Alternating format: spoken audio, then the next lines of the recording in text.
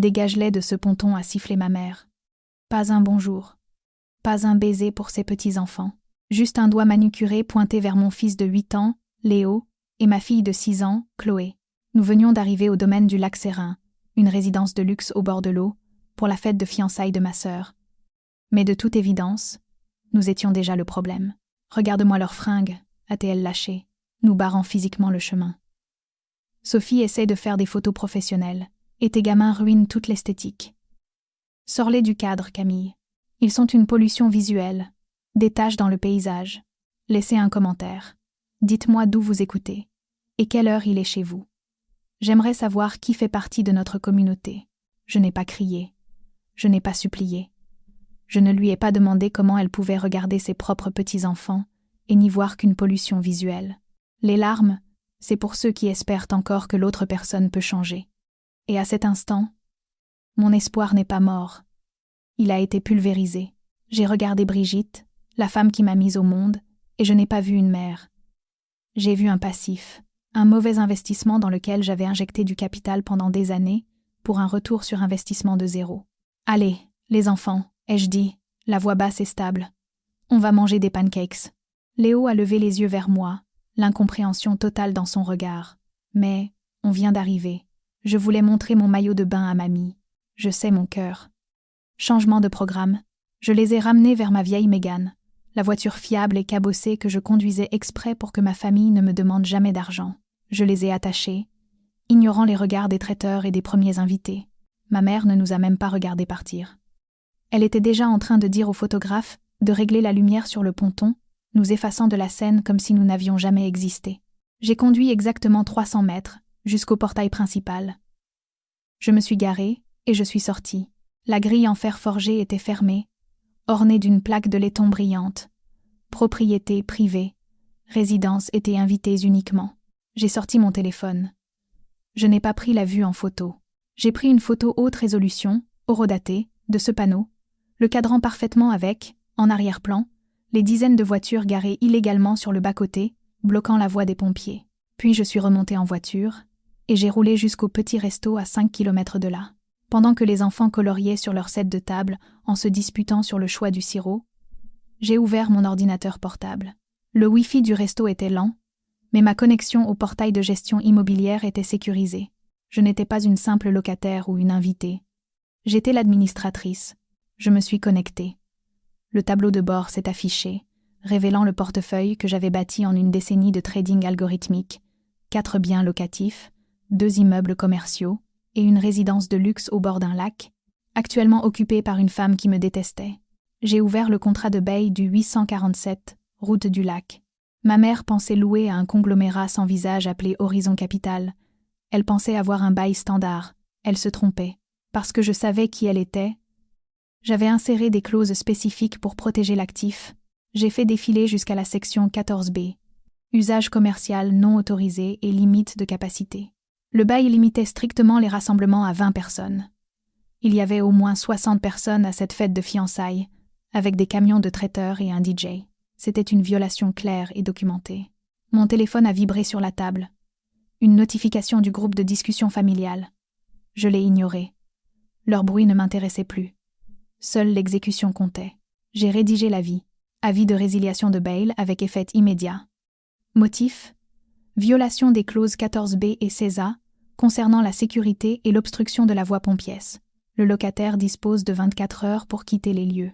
Mon doigt a survolé la touche entrée. Une fille normale aurait hésité. Une fille normale aurait ressenti une pointe de culpabilité à l'idée de gâcher la fête de fiançailles de sa sœur ou de mettre sa mère à la rue. Mais je n'étais plus une fille normale. J'étais une propriétaire face à une locataire destructrice. Je n'ai pas tremblé. Je n'ai pas douté. J'ai traité ça comme une mauvaise transaction en bourse. On coupe ses pertes avant qu'elles ne vous mènent à la faillite. J'ai cliqué sur « Envoyer ». « Maman, il faut que je te dise quelque chose », ai-je répété devant le miroir des toilettes du restaurant, regardant mon reflet vaciller.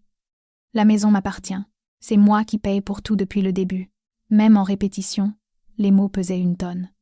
Pendant 5 ans, j'avais parfaitement joué le rôle de la mère célibataire qui galère. Je conduisais une voiture avec une bosse sur le pare-choc. Je portais des vêtements d'il y a 5 saisons. Je découpais des bons de réduction et je parlais de budget pendant les dîners de famille. Ce n'était pas un mensonge, pas exactement. C'était un test. Je suis retournée à notre table où Léo noyait ses pancakes sous le sirop. Je l'ai regardé, innocent et collant, et j'ai senti tout le poids du secret que je portais. Ma famille pensait que je joignais à peine les deux bouts.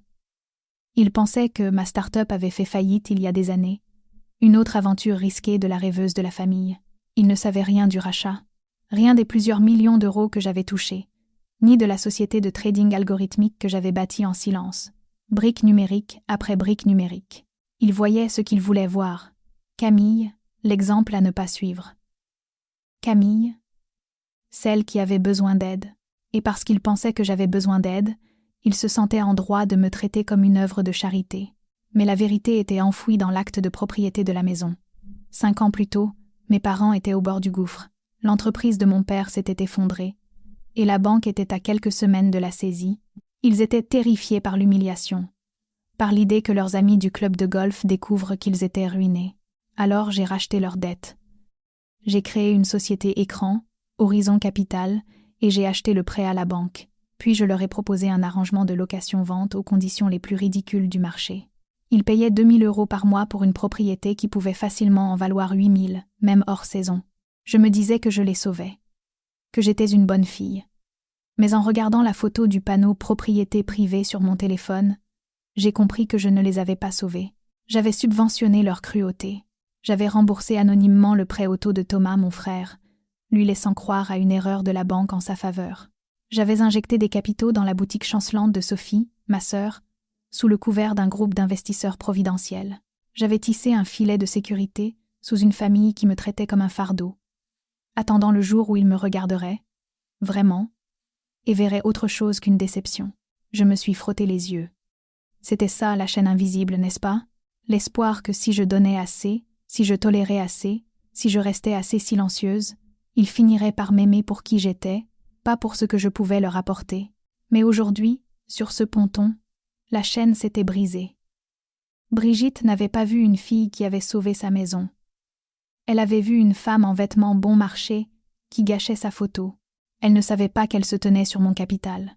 Elle ne savait pas que le toit au-dessus de sa tête, le vin dans son verre, la terrasse même sur laquelle elle se tenait, tout avait été payé par la fille qu'elle venait de chasser. J'ai fermé mon ordinateur. Le test était terminé. Ils avaient échoué. Maman? Chloé a tiré sur ma manche. Est-ce qu'on est pauvre? La question m'a frappée comme un coup de poing. Elle avait entendu Brigitte. Elle avait absorbé le mépris dans la voix de sa grand-mère. Non, mon cœur, ai-je dit en lui caressant les cheveux. Nous sommes très, très riches. Mais la chose la plus importante que nous possédons, ce n'est pas l'argent, c'est notre dignité. J'ai payé l'addition. J'ai laissé un pourboire de 50% à la serveuse, parce que je le pouvais. Et puis je suis remontée dans ma voiture cabossée, prête à regarder le monde brûler. J'ai déverrouillé mon téléphone.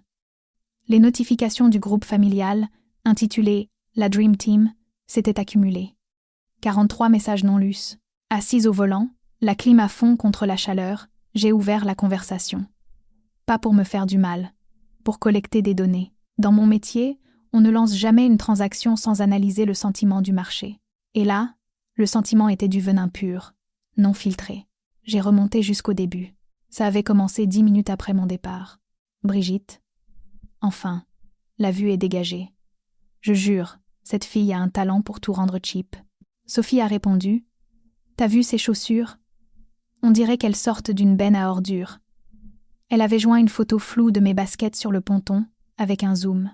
Thomas a renchéri. On devrait lancer une cagnotte en ligne pour sa garde-robe. Aider Camille à avoir l'air employable. MDR. Puis Sophie a posté une photo du ponton vide, parfaitement éclairé, avec la légende. Le contrôle qualité, c'est la base.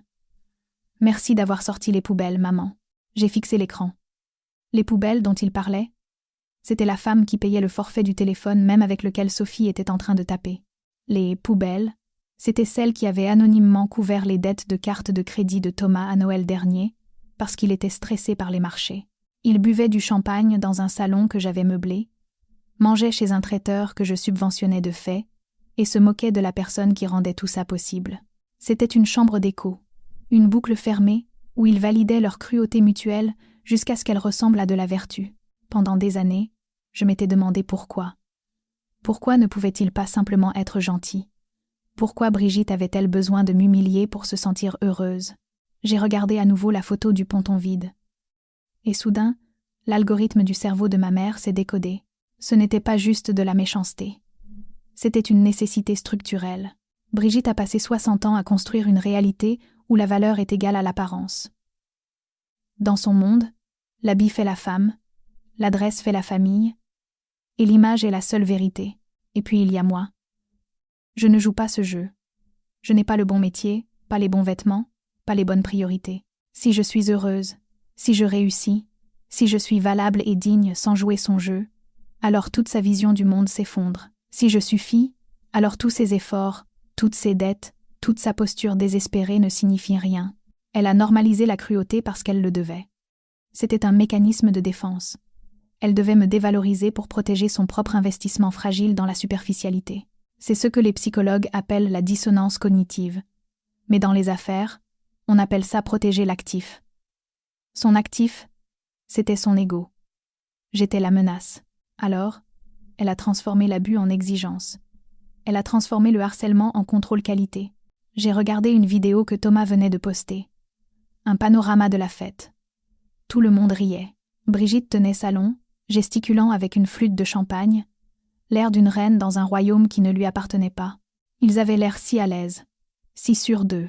Ils croyaient vraiment que leur statut était inné. Quelque chose dans leur sang qui les rendait meilleurs que la ratée divorcée qu'ils venaient d'expulser. Ils n'avaient aucune idée que leur réalité entière n'était qu'une ligne subventionnée sur mon tableur.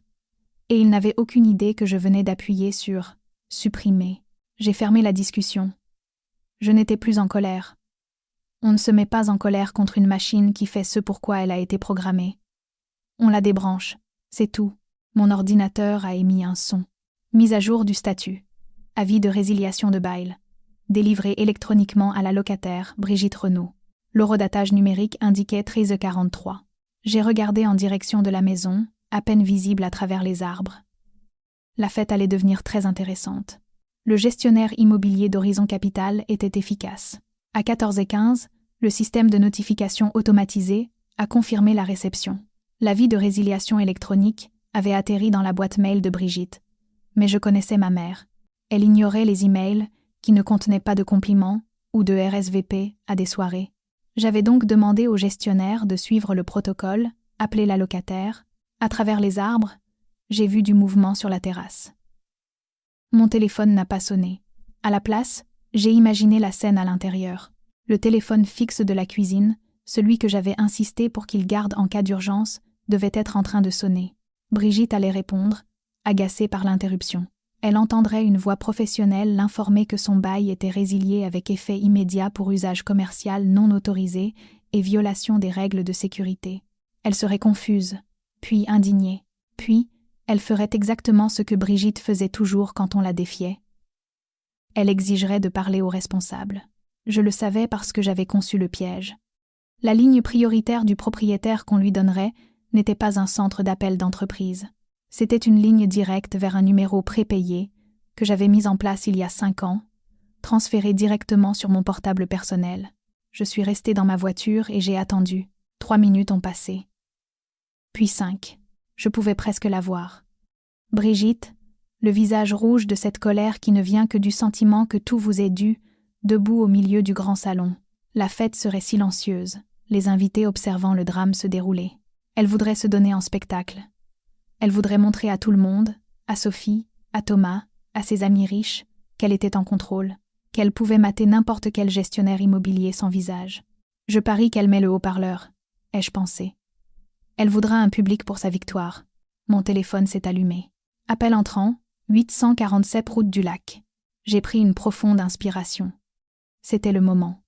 Le moment que j'avais payé avec 5 ans de silence et 96 000 € de loyer subventionné. J'ai appuyé sur « Accepter », ici la propriétaire. Ai-je dit, ma voix calme, professionnelle, et amplifiée par les enceintes de la maison que j'avais achetée pour les sauver. Qui est à l'appareil ? La voix de Brigitte crépitait, sèche et impérieuse. J'exige de savoir à qui je parle. Votre gestionnaire vient de me menacer d'expulsion au milieu de la fête de fiançailles de ma fille. Avez-vous la moindre idée de qui je suis ? Je sais exactement qui vous êtes, Brigitte, ai-je répondu. Il y eut une pause. Un temps de silence où la confusion a commencé à se mêler à la colère. Pardon, j'ai dit que je sais qui vous êtes. Vous êtes la locataire qui vient de violer la section 14B de votre bail en organisant un événement commercial non autorisé. Vous êtes la locataire qui a 40 voitures bloquant une voie pompier en violation de la section 16A. Et vous êtes la femme qui vient de virer 2 enfants d'un ponton parce qu'ils ne correspondaient pas à votre esthétique. Le silence à l'autre bout n'était pas juste un silence. Il était lourd. C'était le son d'une pièce entière de gens retenant leur souffle. Qui est-ce ? La voix de Brigitte vacillait. Elle reconnaissait la cadence. Elle reconnaissait la connaissance précise de l'incident du ponton. Mais son cerveau n'arrivait pas à connecter. Il ne pouvait pas faire le pont entre la propriétaire et Camille. Vous vouliez parler à la propriétaire, ai-je dit, laissant les mots flotter dans l'air. Vous lui parlez. Camille ? Ce n'est pas Brigitte qui a dit ça, c'était une voix d'homme. Profonde, choquée, venant de l'arrière-plan mais assez forte pour être entendue clairement. Camille ? C'est bien Camille Renaud ? C'était Julien. Le fiancé de Sophie. L'invité d'honneur. Le fondateur de start-up qui essayait de boucler une levée de fonds série A depuis 6 mois. Oui, Julien, ai-je dit. C'est Camille. Attends, balbutia Julien, sa voix se rapprochant du téléphone. Tu es la propriétaire de cet endroit ? Horizon Capital, c'est toi ? Mais Horizon, c'est l'investisseur principal de ma levée de fonds. L'investisseur providentiel. C'est toi ? La ligne est devenue complètement silencieuse. Je n'avais pas besoin de voir la pièce pour savoir ce qui venait de se passer. Julien venait de faire le lien pour tout le monde. La femme dont il s'était moqué, la mère célibataire en difficulté qu'ils avaient chassée, n'était pas seulement la propriétaire. Elle était l'argent. Elle était le pouvoir. Elle était la seule raison pour laquelle l'entreprise de Julien, et par extension, l'avenir de Sophie, avait la moindre chance. Brigitte, ai-je dit, ma voix tranchant le silence. Vous avez 24 heures. Dégagez de ma propriété. J'ai raccroché. Les retombées ne furent pas bruyantes. Ce fut une série de dominos silencieux et dévastateurs, tombant exactement comme les lois de la physique et de la finance le dictaient. Julien m'a appelé 20 minutes après que j'ai raccroché sur ma mère. Il n'avait pas la voix du fondateur de start-up confiant avec qui je parlais d'habitude en réunion. Il avait la voix d'un homme qui venait de voir une façade s'effondrer en temps réel. Je ne savais pas, athée, il dit. Sa voix était vide. Camille, je te jure devant Dieu, je ne savais pas qu'il te traitait comme ça. Je sais que tu ne savais pas, Julien.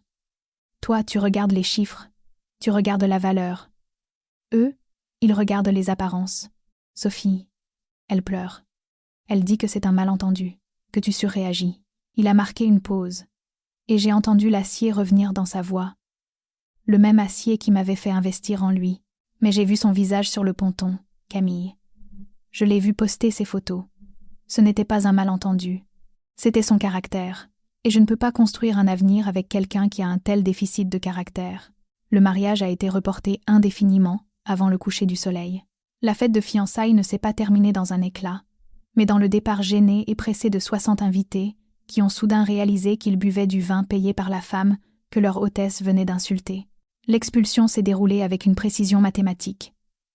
Brigitte a essayé de se battre, bien sûr. Elle a envoyé de longs emails décousus sur les droits des squatteurs et le devoir familial, mais sans le capital social de Julien pour la soutenir, et avec la preuve irréfutable des violations du bail, elle n'avait aucun levier. Ils ont quitté les lieux le 29e jour. Fidèles à eux-mêmes, ils ont laissé l'endroit en désordre, des marques sur le parquet, une tache sur le tapis, une signature mesquine et finale de leur manque de respect. J'ai engagé une équipe de nettoyage et j'ai facturé la caution. Ce n'était que de la comptabilité. 2 semaines plus tard, je suis retournée à la maison. C'était un mardi, calme et frais. Les montagnes se reflétaient parfaitement sur la surface vitrée du lac. J'ai marché jusqu'au ponton privé, sur les mêmes planches de bois où ma mère avait traité mes enfants de taches. Léo et Chloé étaient déjà dans l'eau, criant de joie, s'éclaboussant sans le moindre souci au monde. Ils ne regardaient pas la maison avec envie ou peur. Ils voyaient juste leur maison. Je me suis assise au bord du ponton, trempant mes pieds dans l'eau froide, et j'ai attendu que la culpabilité me frappe. J'ai attendu cette vague familière et suffocante de regrets qui suivait habituellement chaque fois que je prenais ma défense. Mais elle n'est pas venue. À la place, j'ai pensé à quelque chose que j'avais lu une fois sur la nature de la famille et des liens du sang. Il y a un chagrin spécifique et lourd qui accompagne la rupture avec les gens qui partagent votre ADN. La société nous dit que c'est mal. Nous sommes conditionnés à croire que la famille est une obligation suprême, un contrat inviolable que nous devons honorer, peu importe ce qu'il nous en coûte. Mais en regardant les ondulations sur l'eau, j'ai compris que c'était un mensonge conçu pour maintenir les victimes à leur place. Partir n'était pas un acte de guerre. Avant, je pensais qu'en les expulsant, je tirais au canon sur les gens qui m'avaient élevé.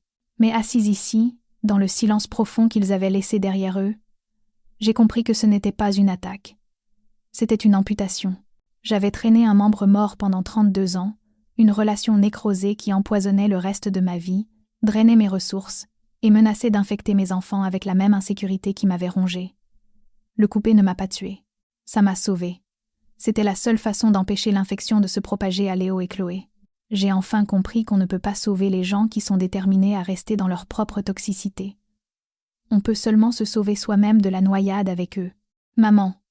a crié Léo, brandissant une pierre noire et lisse du fond du lac. « Regarde, c'est un trésor. »« Oui, c'en est un, » ai-je répondu en souriant jusqu'à en avoir mal aux joues. « Il est magnifique. » Il ne parlait pas de la pierre, et moi non plus. J'ai sorti mon téléphone une dernière fois. J'ai ouvert le groupe de discussion, silencieux depuis l'expulsion. Je n'ai pas tapé un dernier adieu. Je n'ai pas offert de chemin vers la réconciliation. Je n'avais pas besoin d'avoir le dernier mot.